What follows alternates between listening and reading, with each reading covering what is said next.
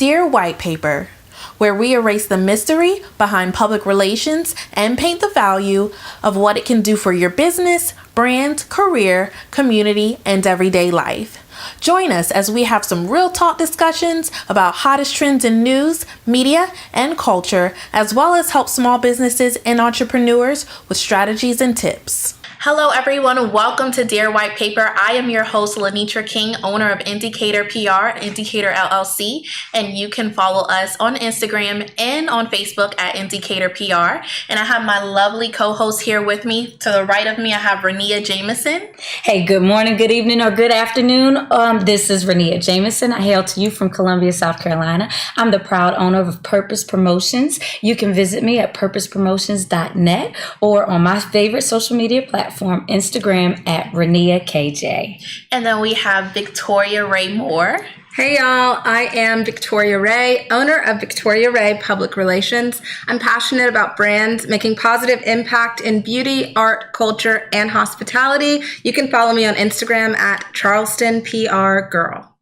And then we have our lovely guest co-host, Shakima Boyer. Hi everyone, my name is Shakima Boyer, a Columbia native, a Charlotte transplant. I'm the owner of Maddie Clay Branding and Public Relations, and we focus on beauty and lifestyle and cause-based efforts. You can follow me on Instagram at Maddie Clay BPR.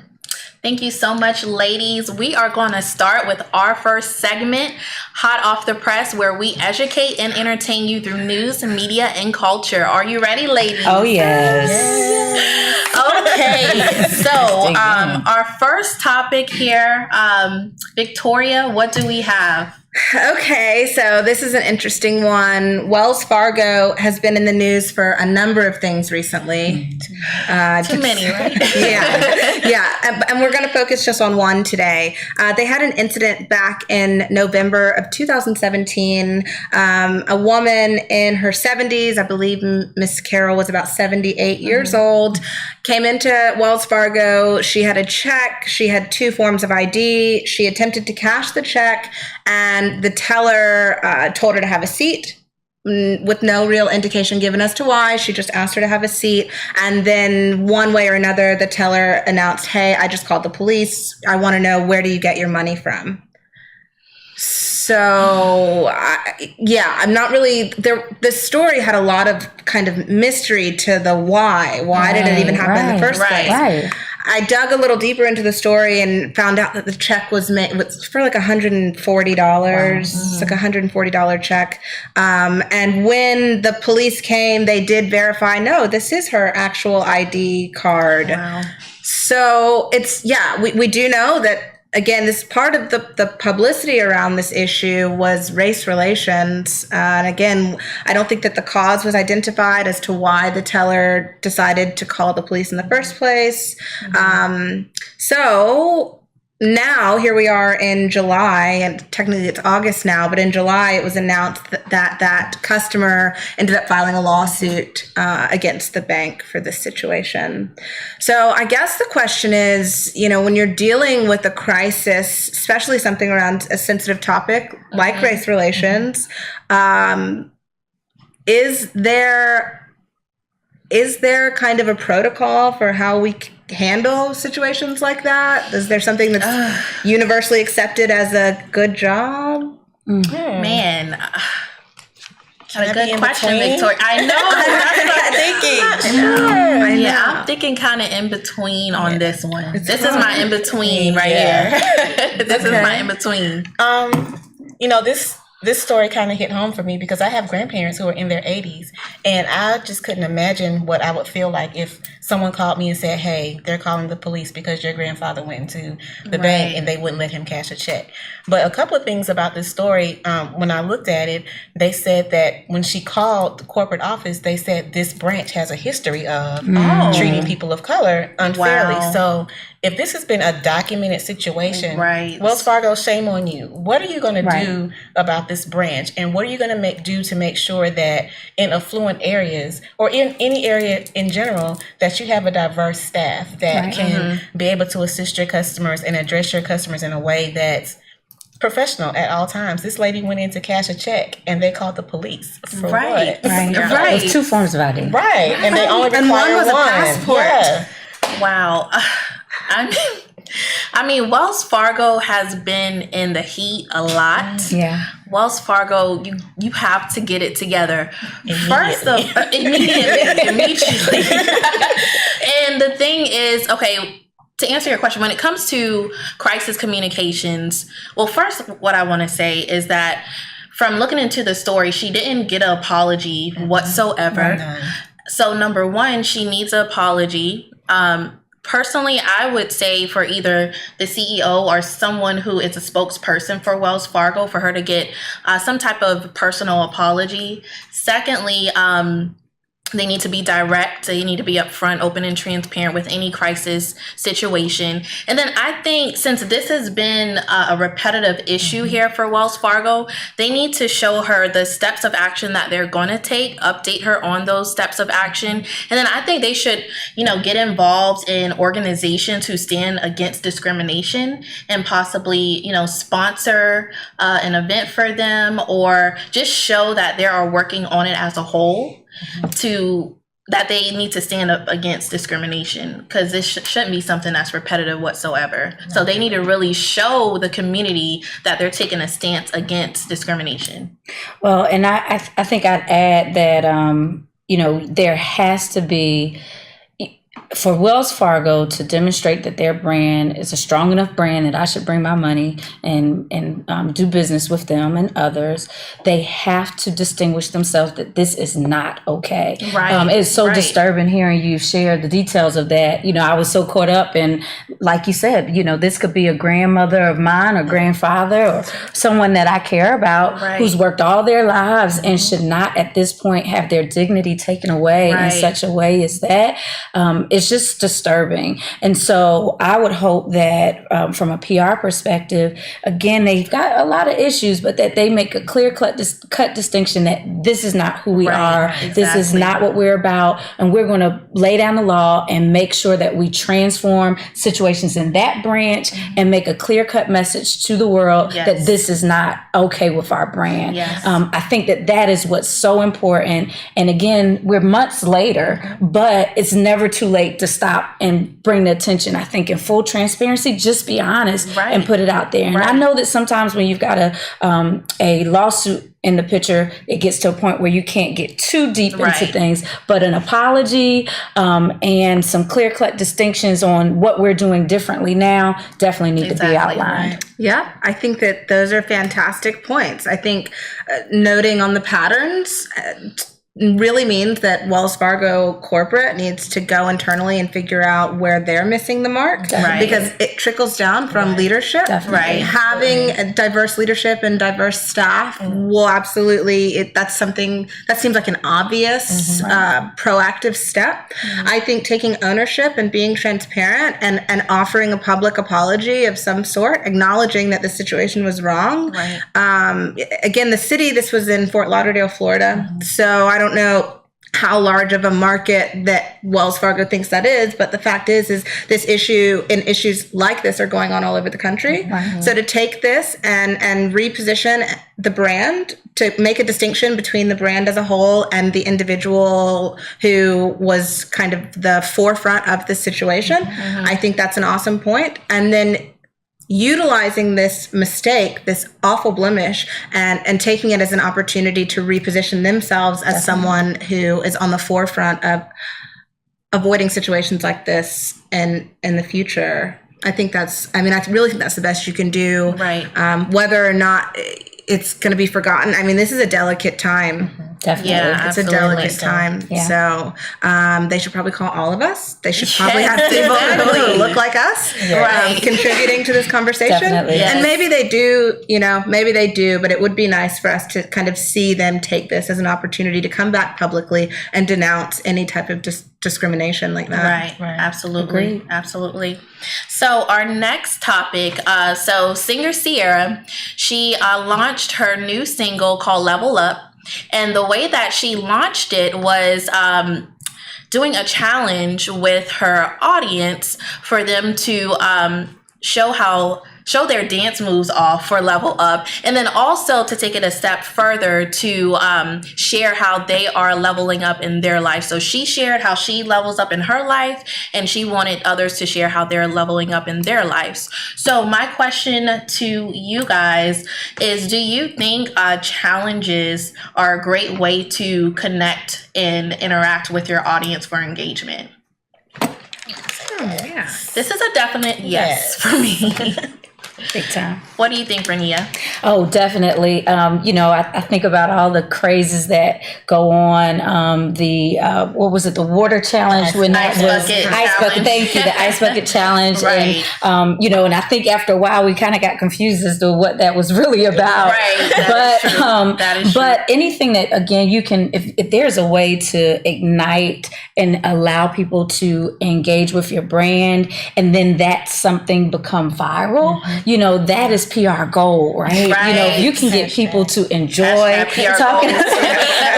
talking about your brand and engaging with your brand, so I think about, this summer it's been I'm in my feelings challenge. Yes. So everybody from grandmoms to babies know Drake's song, right? And so as and I'm not a musician, but definitely as a musician, I want people to be singing my music, have it stuck in their head so that they'll go to iTunes and say, oh, I need to download this and play this. So it is great. And again, I think we're always looking for that. What's that magic piece that we could launch so that people are excited about our brand and can engage in our brand in an authentic way. And we're still being true to who we are and having a good time doing it. Right. Yeah. Absolutely. And what I think is really special about this Leveling Up challenge and challenges like it is there's no explicit incentive. It's a challenge, but you're not necessarily competing for any kind of prize.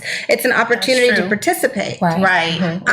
So creating opportunities for your customers and your clients and your audience to participate in your brand, that's the whole thing. It's two-way communication. Yes, absolutely. And if you can make it fun, and if you can make it something that people get excited to share, then again, maybe that's part of the secret to going viral.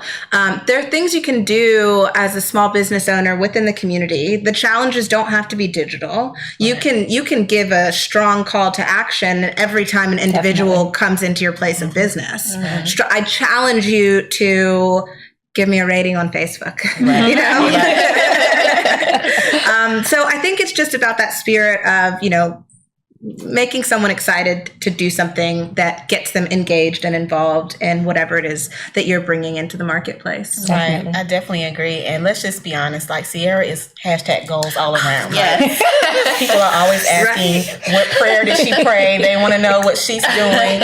So from an engagement standpoint, I think this was a great time for her to come out with a Level Up challenge, because it kind of left people wondering, okay, is she coming back into music or whatever the case may be? But from a business standpoint, any type of engagement is going to be good as long as it's positive and presents your business in the right light, and then also being consistent. You can't just have this great challenge that goes, and then after it's done, what comes next? How are you going to make sure that you remain relevant? How are you going to make sure that you remain in the spotlight? And I think that's the one thing that oftentimes businesses miss, is having a consistent content pattern, or different engagements, or challenging them to do the reviews on social media. So whatever you do, just make sure that you're consistent with it so that you can stay in the spotlight. Yeah, well, I love Sierra. I think she is such a beautiful soul. And I love what she did because, the thing that I love the most is that she shared her story, and the power of your story is so very important. I know I saw on social media different people seeing her doing her challenge, but one thing that stood out to me, it was a father, his son, or was it his son? His son, it was his last day of chemo treatment, and they were celebrating doing the Level Up challenge. And I mean, that's just so heartfelt. It was. You can't put a price on that. So I think that was a great job attaching a story to it and be able to use that story to impact. And another good thing you mentioned is a call to action. It's a great way to promote a call to action. Awesome. And I'd just like to chime in one final piece. You know, when you're thinking about people engaging with your brand and having a good time, you know, my mind went to trade shows and or exhibits at events. You know, so oftentimes they can get real mundane and boring and blah, blah. You know, you're passing out handouts and materials. But that's exactly where I was going. You want people to find ways to have fun with your brand. So even take advantage of those opportunities to have a fun, engaging photo booth where people are excited to get their picture with your brand because you set it up in some really cool, unique way. And then they're posting that out to their personal following. So, you know, as small business owners, just again, think about ways to have fun as you promote your brand. Yeah, something that I know this is a little long, but I recently participated in something. There was an expo, and what stood out the most, one of the brands had like a 7-foot inflatable unicorn. So it's like, you know, so what was their budget? Well, they spent a little bit of money on the brochures and on the business cards. And did they spend a lot of money on a step and repeat? No. Did they spend a lot of money on building a photo booth? No. They just bought like a 7-foot inflatable unicorn, and that'll do it. And that's a great point, Victoria. When you think about engagement, it's also a part of PR where you don't have to spend that much. It's a cost-effective tactic to do within your business to cause or to get engagement for your business. So small business owners and entrepreneurs, definitely take note of that for sure. Yeah. Well, we're going to move from unicorns to another pretty serious topic, and actually a little bit close to home. In Columbia, a while ago, there was a musician who was performing at a fairly new restaurant, and before going out, the owner, you know, basically said to him, you know, don't worry about it. There won't be any other ends, and that's a racial term. I'm not going to repeat it here. That will be taking the stage here. And so the musician was so mortified that he went to his social media and posted about the situation and shared with his folks, like, you know, I can't believe that this happened to me. And even though I am not an African American, and this individual was specifically targeting African Americans in that statement, I am appalled and offended, and I want everyone to know. Short version, the aftermath of which was, of course, work initially at some point got back to the other owners. He was one of the owners. The word got back to the other owners, and the restaurant decided to shut down for a little while and assessed and researched what to do. They ended up breaking ties with that individual owner and opened back up. But interestingly enough, for that business and its Main Street Public House in Columbia, South Carolina, I know that people are still very concerned about doing business with them. I was walking down the street the other day with some folks, and we were looking for a place to eat, and they said, oh, we're not allowed to go there anymore. So my question to us today is actually from the standpoint of the musician. What is it okay to voice your concerns when you see something like that happen, something that you see as a total injustice? Is it important for you to utilize your personal platform to expose those type of injustices? Yes.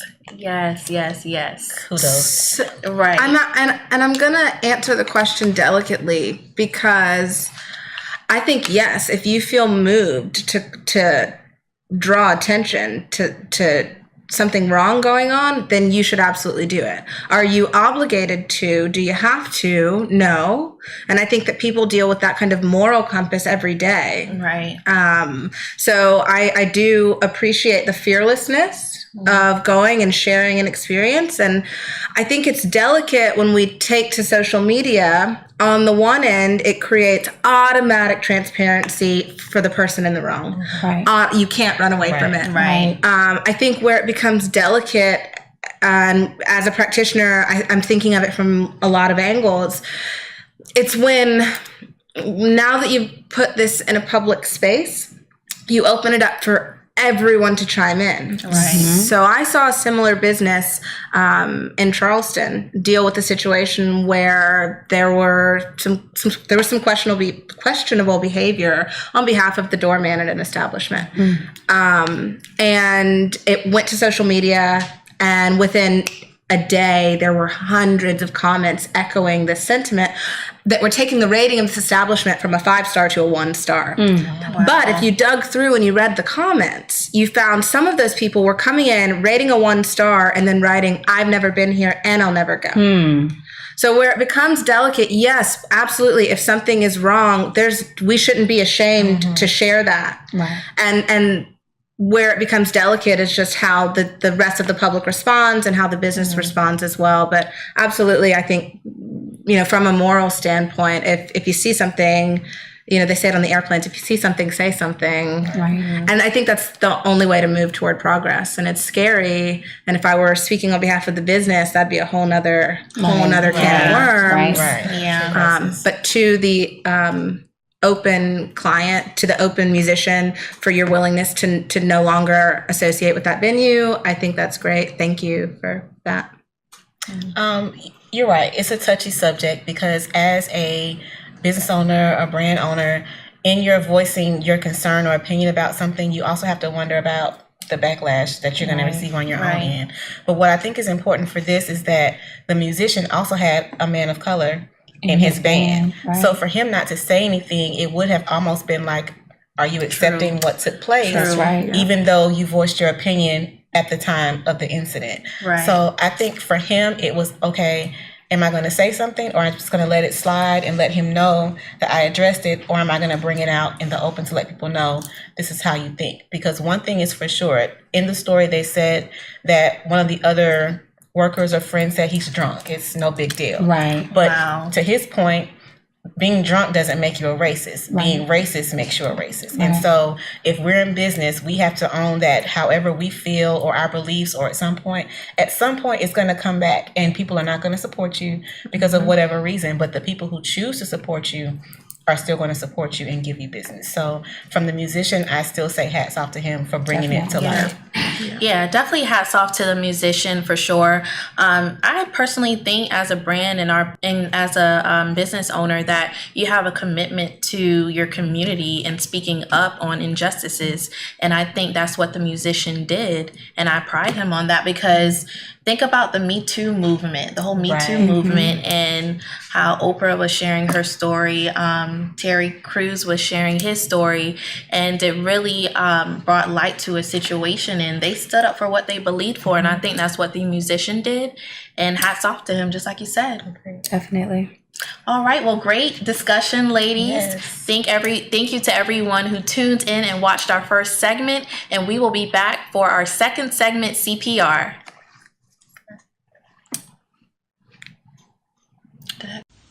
Hi everyone, my name is LaShawna Bryant. I am the owner of Holy Nerium, which is an independent brand partner with Nerium International, and I offer skincare and wellness products, all natural products for both men and women.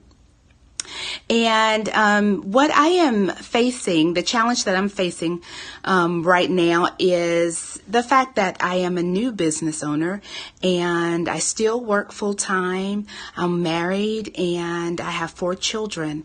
So my time is very, very, very precious.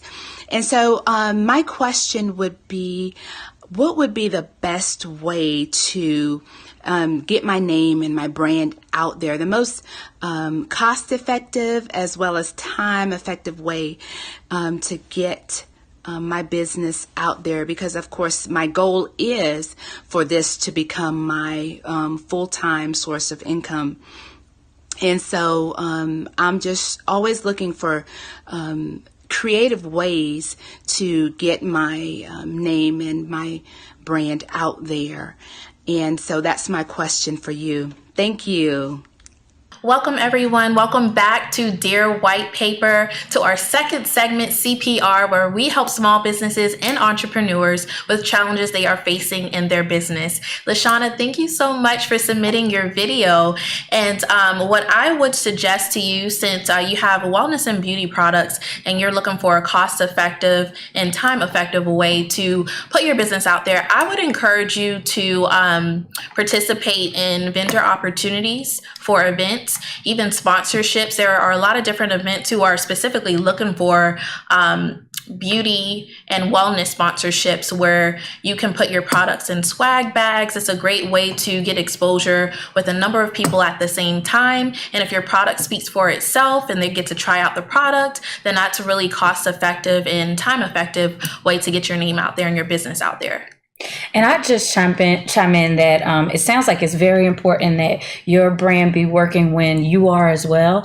And so take advantage of really sitting down and planning out a calendar. So let's say you're busy all day, most weekdays, but on the weekends you have a little bit more flexibility. So why don't you carve out some time on Sunday, record 5 to 7 videos, showcasing your products before and afters, post those, set those up through Hootsuite to post at times when you're doing your real full-time job or taking kids where they have to go, and allow your business to work for you while you're working as well. It would be a great way to really maximize your time. Yes. And I would like to add that as you're growing this business, you just took on this product line, you sound really excited about it.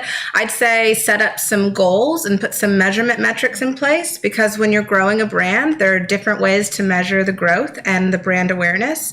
One obviously is going to be product sales. Another might be the number of followers on a given social media site. It might be the number of hits to a website. It might be the number of signups to a newsletter. So decide early on what multiple measurement metrics are going to be for the business. So as you're going, you're able to see yourself hitting some milestones.